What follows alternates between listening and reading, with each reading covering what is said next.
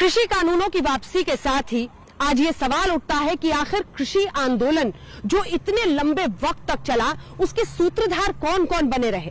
जी हाँ, अगर एक सबसे बड़ा टर्निंग पॉइंट इस पूरे आंदोलन में रहा, क्योंकि कई बार ऐसा लगा जैसे आंदोलन कमजोर पड़ रहा है, कई बार ऐसे लगा जैसे किसान अब विरोध छोड़कर जा रहे हैं, लेकिन राकेश टिकैत के आंसू टर्निंग पॉइंट साबित हुए इस विरोध आंदोलन में। आज तक से उनकी एक्सक्लूसिव बातचीत देखिए। आंदोलन का जो केंद्र बिंदु है वो कहीं ना कहीं दिल्ली के तमाम बॉर्डर्स रहे, गाजीपुर बॉर्डर उसमें एक था, और वहां पर जो आपने मुख्य भूमिका निभाई, राकेश टिकैत हमारे साथ हैं। एक दिन हो गए, 24 घंटे हो गए, प्रधानमंत्री ने ये घोषणा कर दी कि कृषि कानून वापस लिए जाएंगे। अब भी बॉर्डर पर आप टिके हुए हो, क्या मतलब इसका? सरकारी टीवी से घोषणा हुई है, कल बातचीत करनी पड़ेगी, तो किससे बात करेंगे? ये तय हुआ था कि एमएसपी पे 3 बिल के बाद में बातचीत करेंगे और फिर एक कमेटी बन जाएगी, धरना उस पर ख़त्म हो जाएगा। एक कमेटी बन जाएगी, वो कमेटी फिर जो भी और मामले होंगे उस पर बातचीत करती रहेगी। नहीं, आपने पहली जो डिमांड रखी थी कि बिल वापसी नहीं तो घर वापसी नहीं, अब बात हो गई बिल वापसी की, तो फिर एमएसपी कहाँ से आए? क्यों एमएसपी क्यों नहीं आएगी? आधे रेट में फसलों की लुटाई हो रही, मतलब फसलों को लूटने दे। प्रधानमंत्री 2011 में जब ये मुख्यमंत्री थे तो एक फाइनेंशियल कमेटी एक बनी थी, उन्होंने अपनी रिपोर्ट दी थी उसमें कि एमएसपी पे गारंटी कानून बनना चाहिए। उसी रिपोर्ट को लागू कर दो। लेकिन बात यही है ना, क्योंकि जब आपने ये पूरा आंदोलन शुरू किया तो एमएसपी वाला जो मसला है वो आपने बाद में जोड़ा। पहले तो ये पूरा आंदोलन कृषि कानूनों की वापसी पर था।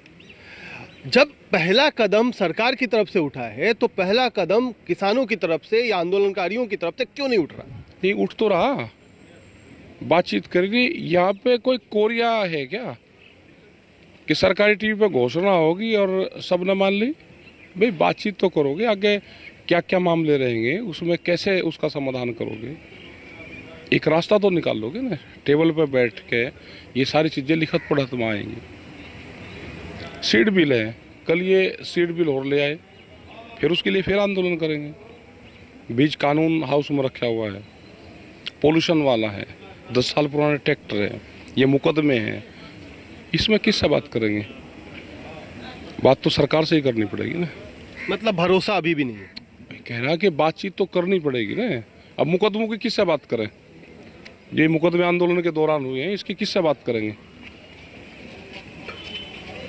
नहीं तो कई सारी चीजें जब बात होती है तो सबसे पहले बड़ा मुद्दा, जो बड़ी डिमांड होती है उस पर बात होती है। छोटी डिमांड तो बाद में आती है ना। तो जब बड़ी डिमांड आपकी मान ली गई, जब 3 कृषि कानूनों पर मान लिया गया, तो आपने अपनी तरफ से क्या पहल कर दी? अरे हम तो कह रहे हैं ना कि बात करो, एमएसपी पे गारंटी कानून बना दो, वो आगे के लिए कमेटी बन जाएगी, वो कमेटी फिर बातचीत करती रहेगी। बात कर नहीं रहे, मीठी मीठी बात वहाँ से तो जरूर होती है। इतना मीठा भी प्रधानमंत्री को नहीं होना चाहिए। जितनी मीठी बात करी है, 750 किसान शहीद हुए, मुकदमे हैं 10,000, फिर एक आंदोलन मुकदमों के लिए होगा, और फिर बगैर बातचीत के कैसे चले जाएं? भाई बातचीत से तो समाधान निकलेगा। पहले आप कहते थे कि सरकार कड़वी है, अब कहते हैं सरकार जरूरत से ज्यादा मीठी है। आप बता दो ना, है नहीं क्या मीठी? इतनी मीठी भाषा का इस्तेमाल करा, मतलब सेहत को भी फेल कर दिया। हलवाई क्या ततैया भी नहीं काटता, मीठी चाशनी पे वहीं बैठ रहे, ऐसे उड़ाऊ जा, तो ततैया भी नहीं काटता हलवाई के। किसी हलवाई का बताओ ततैया ना काटा हो तो बताओ। हलवाई कौन है, ततैया कौन है? अरे ततैया तो यही हमने बता दिया। इतनी मीठी भाषा का इस्तेमाल हो रहा है, उसको बातचीत में ढाल दो। अच्छा, तो मीठी भाषा पे आपको भरोसा नहीं हो रहा? मीठी इतनी ज्यादा है इसलिए? हाँ, ज्यादा मीठी है, सेहत से भी मीठी है। जो संयुक्त किसान मोर्चा है, क्योंकि आपकी जो फैसले लेने की बॉडी है वो संयुक्त किसान मोर्चा ही है, तो संयुक्त किसान मोर्चा की क्या कोई बैठक आप लोगों ने बुलाई है? आज मीटिंग होगी उसकी और उसमें फैसले लिए जाएंगे कि आगे कैसे आंदोलन को चलाना है। एजेंडे पे क्या कुछ रहेगा? ये तो सारे एजेंडे रहेंगे उसमें, एमएसपी भी रहेगा, ये भी रहेगा कि हाउस में रखा जाए, ये एक दिन में वापसी हो जाएगा, जो और मामले हैं उसमें भी रहेगा। दूध का एक कानून आ रहा है, सीड बिल आ रहा है, पोल्यूशन वाला है, मुकदमे हैं, तो वो बातचीत का हिस्सा रहेगा।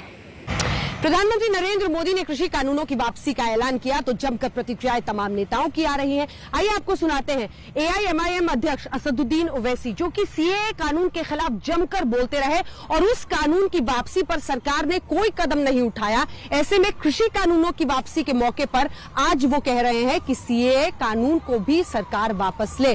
आज तक से उनकी एक्सक्लूसिव बातचीत देखिए। कृषि कानूनों की वापसी पर बातचीत करने के लिए इस वक्त हमारे साथ सीधा लाइव असदुद्दीन ओवैसी, एआईएमआईएम के अध्यक्ष, जुड़ रहे हैं। प्रधानमंत्री मोदी ने 3 कृषि कानूनों को वापस लेने का ऐलान किया है। पहली प्रतिक्रिया आपकी, क्योंकि हमने आपको दिन में भी सुना था ओवैसी साहब, आप कह रहे थे कि ऐसा ही अन्य कानूनों पर भी होना चाहिए। पहली प्रतिक्रिया, सरकार ने तीनों कृषि कानूनों पर ऐलान किया है कि इसी महीने संसद सत्र में वापस लेंगे। देखिए, प्रधानमंत्री ने जो कानून को वापस लिया है, इसलिए वापस लिया क्योंकि ये किसानों का आंदोलन पिछले 1 साल ज़्यादा चल रहा है और प्रधानमंत्री इस बात को महसूस कर चुके हैं, उनकी सरकार महसूस कर चुकी है कि सरकार को पॉलिटिकल लॉस होने जा रहा है, ज़मीन उनके पैरों से खिसक रही है। इसीलिए हालत मजबूरी में प्रधानमंत्री ने इस कानून को वापस लिया। तीसरी अहम बात यह है कि ये सरकार जब जनता रोड पर निकल कर आकर प्रोटेस्ट करती है तो ये डरती है, वो जनता को डरा सकती है, हरास कर सकती है, जेल को भिजा सकती है, आतंकवादी, एंटी नेशनल, खालिस्तानी, पाकिस्तानी सब कह सकती है। मगर जब लोग, जनता जुट जाती है और ठहर जाती है तो सरकार अपने कानून को वापस लेना पड़ा। और आखिरी बात यह है कि प्रधानमंत्री इस बात को महसूस कर चुके थे कि जिसके लिए कानून बनाया गया था बिलियनियर्स के लिए, वो उनका कोई सपोर्ट नहीं कर पा रहे थे, तो इसीलिए आने वाले चंद महीनों में जो प्रदेशों में चुनाव है, वो अपनी पार्टी की साख को बचाने के लिए प्रधानमंत्री को हालत मजबूरी में यह कानून को वापस लेना पड़ा। आप कह रहे हैं कि सरकार ने संविधान के हिसाब से कानून नहीं बनाया था, लेकिन अब प्रधानमंत्री ने माफी मांगी है। क्या देश का किसान उन्हें माफ कर देगा? क्योंकि किसान, अलग अलग जगहों से तस्वीरें आ रही है, वो तो खुशी मना रहे हैं।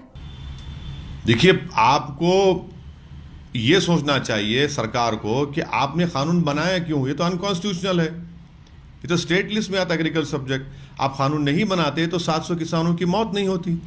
अगर प्रधानमंत्री वाकई में किसानों की मदद करना चाह रहे हैं तो एमएसपी का ऐलान करें, फौरन ऑर्डिनेंस जारी करें। क्यों 29 तारीख तक वेट करते? जब आप दूसरे अपने कामों के लिए ऑर्डिनेंस जारी कर सकते हैं, इसका जारी कर दीजिए। और तीसरा, सरकार को उन 700 किसानों को जिनकी मौत हुई है उनके लिए, उन पीड़ित परिवारों को एक्स ग्रेशिया का ऐलान करें, ताकि एक अच्छा मैसेज जाएगा। तो इंसान की जान की कीमत दौलत से तय नहीं होती, मगर कम से कम उन किसानों को ये महसूस तो होगा कि कोई तो है जो हमारी हमसे हमदर्दी कर रहा है, हमारे जो बच्चे यतीम हो चुके हैं उनके सर पर हाथ रख रहा है। आज कृषि कानून की वापसी के बाद आपने सीएए को वापस लेने की मांग की है। अब इस सवाल पर आते हैं, क्या दोनों को एक साथ जोड़ना सही है? किसान कृषि कानूनों, जो बदलाव कृषि क्षेत्र में किए जा रहे थे, उसके खिलाफ थे, आप इसको अब सीएए के साथ खड़ा कर रहे हैं। क्या दोनों को जोड़ना सही है? बिल्कुल, इसलिए कि चाहे कृषि कानून हो, CAA का कानून हो, ये अनकॉन्स्टिट्यूशनल है। देश में पहली मर्तबा ऐसा हुआ है कि मजहब के नाम पर आपने कानून बनाया और वही मुस्लिम जनता का और सेकुलर हमारे जो हिंदू भाई और दलित भाई और इंटेलेक्चुअल्स से जिन्होंने प्रोटेस्ट किया, ख़ास तौर से शाहीन बाग हो, हमारे महिलाओं हो, इसी वजह से उनकी ताकतवर प्रोटेस्ट की बुनियाद पर सरकार ने अभी तक NPR NRC के रूल्स नहीं बना पाई। ये बिल्कुल अनकॉन्स्टिट्यूशनल है। हम तो डिमांड करते हैं कि जिस तरह फार्म लॉस को वापस किया गया, ये सरकार को भी चाहिए कि उस CAA के कानून को भी वापस लिया जाए, फौरन रिपेल किया जाए।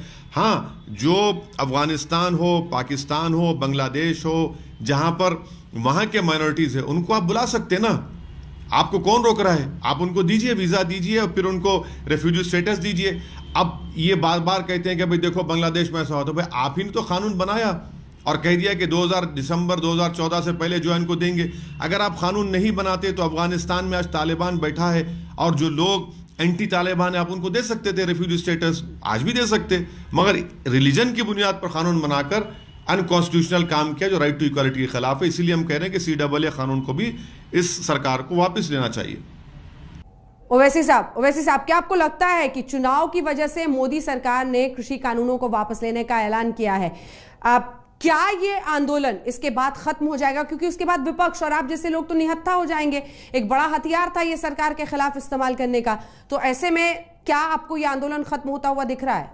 नहीं, अब देखिए आंदोलन चलेगा, खत्म होगा, ये तो किसान तय करेंगे, मगर ये बात बिल्कुल सच है कि आने वाले विधानसभाओं के चुनाव को के मद्देनजर मोदी सरकार को हालत मजबूरी में इस कानून को वापस लेना पड़ा। देखिए सर, यूपी में चुनाव है, अखिलेश से लेकर प्रियंका तक इसे चुनाव में हार का डर बता रहे हैं। आप भी उत्तर प्रदेश में ताल ठोक रहे हैं। क्या इससे विपक्ष को फायदा होगा या फिर नुकसान हो सकता है अगर किसानों को अपनी तरफ खींचने में प्रधानमंत्री कामयाब हो जाते हैं? देखिए, 700 लोगों की मौत हुई है, अनकॉन्स्टिट्यूशनल काम हुआ है। तो जब कोई अनकॉन्स्टिट्यूशनल काम होता है तो उसको पॉलिटिकल फायदा और नुकसान से मैं नहीं देखता। मुझे संविधान बड़ा अजीज है और संविधान के अगर कोई सरकार 300 MP की बुनियाद पर धज्जियां उड़ाना चाहती है तो हमको संविधान को बचाना है, चाहे वो कृषि कानून हो या CAA कानून हो। अभी जनता तय करेगी कि किसका फायदा होगा, नुकसान होगा, मगर संविधान की धज्जियां उड़ाने का काम श्री नरेंद्र मोदी की सरकार ने CAA कानून में और फार्मर्स के 3 कानून में किया है। और इस वक्त की बड़ी खबर आपको बता दें, उड़ीसा के कोरापुट में BSF ने आईडी वाली साजिश को नाकाम कर दिया है। जवानों ने करीब 5 किलो का एक आईडी विस्फोटक बरामद किया, जमीन के नीचे दबाया गया था। गनीमत रही कि समय पर उसकी भनक लग गई। बरामद करने के बाद जवानों ने उसे नष्ट कर दिया, डिफ्यूज कर दिया।